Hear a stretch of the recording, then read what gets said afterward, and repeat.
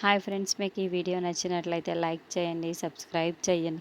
స్వామీజీ వేషంలో ఉన్న రేణుక ముత్యాలతో మీ కోడలు నీళ్లు పోసుకొని ఎన్ని రోజులు అవుతుంది అని అడుగుతూ ఉంటే ముత్యాలు 3 నెలలు అవుతుంది అని సంతోషంగా చెబుతూ ఉంటుంది.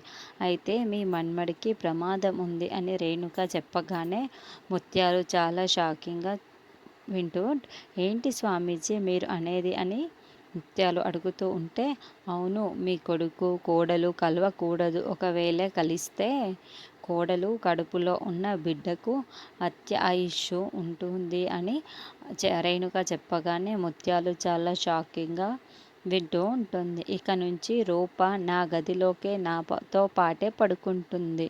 నువ్వు మీ నాన్నతో కలిసి పడుకో అని రాజు ముత్యాలకు చెబుతూ ఉంటుంది. ఇక ముత్యాలు రూప ఒక గదిలో పడుకుంటూ ఉంటారు.